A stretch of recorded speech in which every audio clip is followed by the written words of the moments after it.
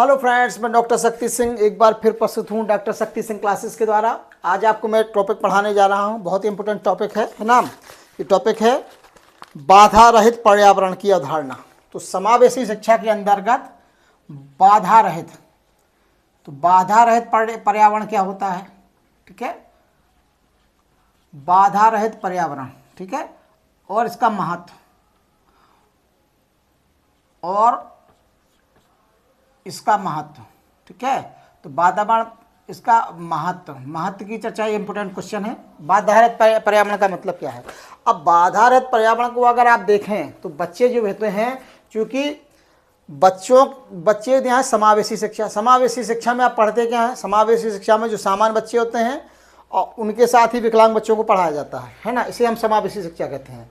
यानी कि बच्चों में जो बाध्यता है, बच्चों में जो असमर्थता है, बच्चों में जो विकलांगता है, उनका और सामान्य बच्चों के साथ जब पढ़ाते हैं तो हमको कैसा वातावरण देना चाहिए। उनको, विकलांग बच्चों को ऐसा वातावरण देना चाहिए चाहे ना तो उनको पास कोई है ना, उनको आने जाने में कोई दिक्कत ना हो, है ना। आपने स्कूलों में देखा हो रैंप बनाए जाते हैं उनके लिए, है ना। जो फर्श बनाए जाते हैं उनको चलने फिरने में दिक्कत ना हो, है ना, उनको सीखने में कोई दिक्कत ना हो, है ना। यानी कि विद्यालय में उनको बाधा रहित तरीके से वो घूम सकें, सारे कैंपस में जा सकें, आ सकें। तो फर्श इतने शानदार बनाने चाहिए ताकि, है ना, वो आराम से जा सकें, पूरे कैंपस में घूम सकें, ठीक है। और उनको रैंप बनाए जाते ताकि वो सीढ़ियों को आराम से चढ़ सकें, है ना। ट्रेनों में भी देखा होगा तो ट्रेन में भी, है ना, उनके लिए विशेष व्यवस्था की जाती है ना, कि वो उनको प्रॉब्लम ना हो, ठीक। तो यानी कि बाधा रहित पर्यावरण स्कूल में देना ताकि उनको ना तो उनके शारीरिक रूप से, है ना, उनको ना मानसिक रूप से, ना संवेगात्मक रूप से किसी प्रकार की समस्या का सामना ना करना पड़े। तो इस प्रकार मतलब उनको ऐसा एटमॉस्फेयर देना विद्यालय में जिससे वो आसानी से पढ़ सकें, समझ सकें, है ना, सीख सकें। इसलिए तो यानी कि बाधा रहित पर्यावरण क्या है। तो बाधा रहित पर्यावरण ऐसा परिवेश होता है जहां पर उनको शारीरिक, मानसिक, सामाजिक रूप से, है ना तो उनको शारीरिक रूप से, ना उनको मानसिक रूप से, ठीक है, ना उनको शारीरिक रूप से और ना उनको मानसिक रूप से और ना उनको सामाजिक रूप से और ना उनको तकनीकी रूप से, ना उनको सामाजिक रूप से और ना ही तकनीकी रूप से, ठीक है, वो किसी भी प्रकार की बाधा ना आए, है ना। यानी ना उनको शारीरिक रूप से कोई बाधा आए, ना उनको सामाजिक रूप से कोई बाधा आए, ना उनको कोई तकनीक रूप से बाधा आए, ठीक है। यानी किसी भी प्रकार के अवरोध अगर आता है उस अवरोध को समाप्त करना है। जब यानी व्यक्ति क्या होगा, जब व्यक्ति की ये बाधाएं नहीं होंगी तो वो क्या होगा, पूरे कैंपस में घूमेगा, यानी गतिशील होगा, वो सभी कार्यक्रम में, शैक्षिक कार्यक्रम में विद्यालय के भाग लेगा, है ना। जब वो भाग लेगा तब क्या होगा, यानी कि वो शारीरिक रूप से, मानसिक रूप से, सामाजिक रूप से, ये तकनीक जो बाधाएं हैं उन बाधाओं को हम लोग समाप्त करेंगे। स्कूल में रैंप बनाएंगे, है ना, उनको किसी भी प्रकार का भेदभाव नहीं करना पड़ेगा, है ना, सामाजिक रूप से कोई परेशान नहीं करेगा, उनकी मानसिक समस्याओं का हल करेंगे और उनको तकनीकी जो समस्याएं हैं उनको भी हम लोग रोकेंगे। यानी हमको क्या करना है, संकीर्ण रास्ते नहीं बनाना है बच्चों के लिए, भौतिक बाधाओं के रूप में संकीर्ण दरवाजे नहीं बनाना है, शानदार सीढ़ियाँ बनाना है। सीढ़ियाँ ऐसी हों, है ना, जिसके फर्श ऐसे हों, थोड़ा सा दरदरे टाइप के हों, जिससे बच्चे फिसल के गिरे ना, है ना। उनके पास ना तो कोई भेदभाव हो, है ना उनके साथ कोई भेदभाव हो और ना ही कोई उनको नकारात्मक दृष्टिकोण उनमें उत्पन्न किया जाए, है ना। इस बात का भी ध्यान रखना है। और अगर आपने इस प्रकार देखा तो यानी कि ये बाधा रहित पर्यावरण का मतलब है ये विशेष आवश्यकता वाले बच्चों के लिए है ना, शारीरिक रूप से, है ना, मनोवैज्ञानिक रूप से, तकनीकी रूप से आराम से विद्यालय में घूम सकें और शिक्षा के जो समान अवसर उनको मिले हुए हैं और वो शिक्षा के समान अवसर को प्राप्त करें, है ना। उनको विद्यालय में व्हील चेयर मिले, है ना, व्हील चेयर मिले ताकि वो आराम से घूम सकें, है ना। विशाल बड़े गलियारे मिलें, अच्छे सुलभ जो शौचालय हैं वो विकलांग बच्चों के अनुकूल होना चाहिए, है ना। और उनको जो फर्श मिले बच्चों को आने जाने के लिए, है ना, वो फर्श भी शानदार हो चाहिए ताकि फिसल के ना गिरें। उनको बेल लिपि, है ना, या बेल संकेतों में मिलें जो भी निर्देश मिलें। सुनने में असमर्थ है तो उनको हीयरिंग के उपकरण दिए जाए, ठीक है। और ऐसा वातावरण हो, वहाँ का सामाजिक वातावरण ऐसा हो जो भेदभाव मुक्त हो, है ना, अपनेपन का एहसास कराए। और जो शिक्षण सामग्री हो वो कैसे हों, बड़े अक्षर वाली हों, ऑडियो किताबें हों और अनुकूलतम वो कंप्यूटर का भी उपयोग कर सकें। इस प्रकार आपने देखा कि उनको जो किताबें यानी कि उनको जो शैक्षिक सहायता मिले, उनको भौतिक सहायता मिले, यानी उनको शैक्षिक सहायता मिले, शैक्षिक सहायता, ठीक है, और सुविधाओं की जो सहायता है, जो विद्यालय में सुविधाएं हैं वो मिले, है ना, उनको रैंप मिले, रैंप दिया जाए, यानी वो विद्यालय में पूरी तरह से घूम सकें, फिर सकें, सारे शिक्षकों से मिल सकें, लाइब्रेरी जाएं, पुस्तकालय जाएं, है ना, और शौचालय जाएं, यानी विद्यालय के जितने भी भौतिक संसाधन हैं उन संसाधनों का वो अच्छे से उपयोग कर सकें। ठीक है, तो अब आते हैं भाई कि भाई इससे लाभ क्या है। ठीक है, तो बाधा रहित माहौल की वजह से क्या होता है, उनका महत्व क्या है, तो महत्व की हम लोग चर्चा करते हैं, इसका महत्व क्या है। ठीक है, महत्व में क्या होता है, हम लोग समान अवसर देते हैं बच्चों को, क्या देते हैं, विकलांग बच्चों को क्या देते हैं, समान अवसर देते हैं। ठीक है, यानी बच्चों को क्या मिल जाता है, समान अवसर मिल जाता है, वो समान बच्चों की तरह अपनी गतिविधियां, है ना, कर पाते हैं। जब बाधा रहित वातावरण करते हैं तो समान अवसर मिल जाता है, और वो क्या होता है, आत्मनिर्भर रहते हैं। आत्मनिर्भर मतलब खुद कर लेते हैं सारे काम, वो आत्मनिर्भर हो जाते हैं, यानी सारे काम खुद कर लेते हैं। यानी जब बाधा रहित माहौल होता है विद्यालय में, उनको जब, है ना, शारीरिक बाधा, मानसिक बाधा, सामाजिक बाधा, टेक्निकल बाधा, शैक्षिक सहायता दी जाती है, सुविधाएं दी जाती है, रैंप दिया जाता है ना, जहाँ लिखा होगा तो ब्रेल लिपि में लिखा हो, ऑडियो टैप दिए जाते हैं ताकि वो सुन सकें, है ना, और स्पर्श करके देख सकें, ठीक है, अपनी बात कह सकें। ठीक है, तो जो उनके आवश्यक उपकरण हैं वो उनको दिए जाएं, उसी को हम कहते हैं बाधा रहित माहौल। अब इसका महत्व क्या है, महत्व के अंतर्गत सामाजिक, उसको बच्चे को समान अवसर मिलते हैं।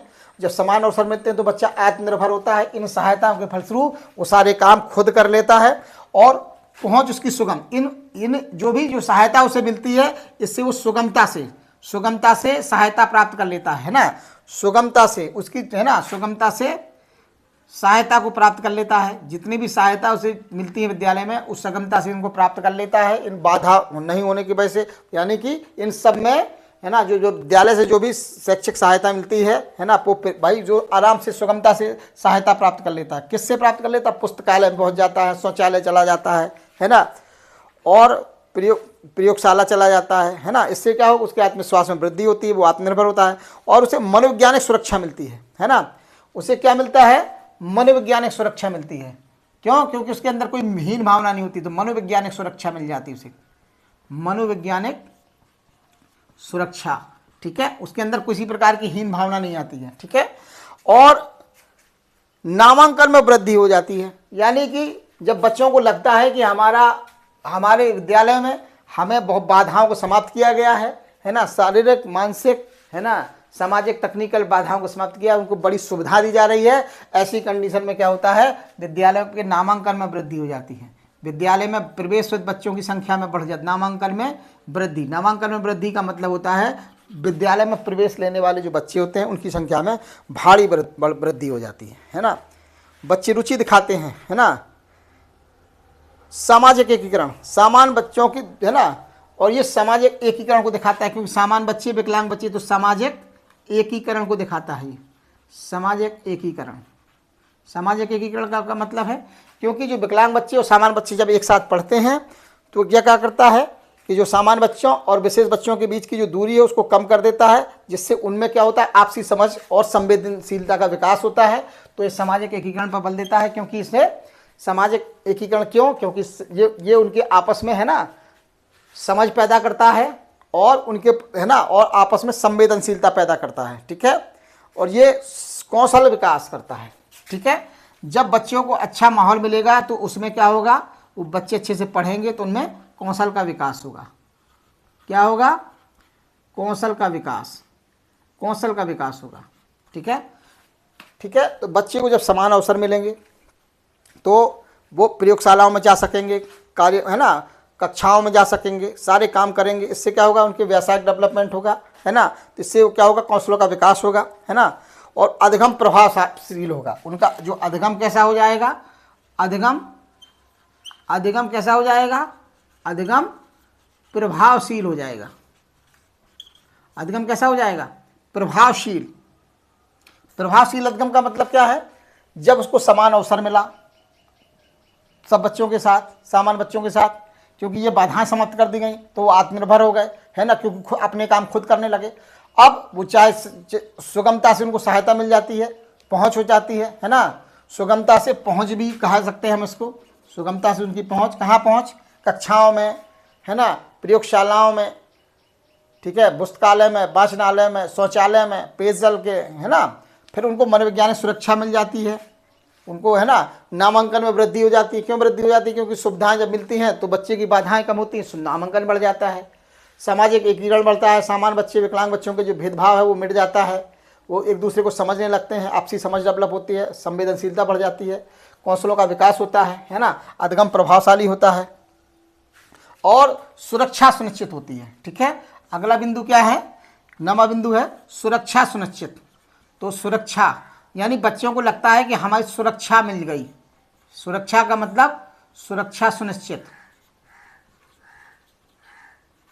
उनको सुरक्षा सुनिश्चित हो जाती है। सुरक्षा कैसे सुनिश्चित हो जाती है भाई? उनको ये सब बाधाएं समाप्त कर देते हैं तो, है ना, बच्चों को क्या होता है, अगर कोई समस्या आई, आग लग जाए, भूकंप आ जाए, है ना, ऐसी कंडीशन में जब उनको सुविधाएं रहेंगी तो जल्दी से बाहर निकल जाएंगे बिल्डिंग से, है ना, तो उनकी सुरक्षा भी सुनिश्चित हो जाती है और उनके संवैधानिक, है ना, अधिकारों का संरक्षण भी होता है।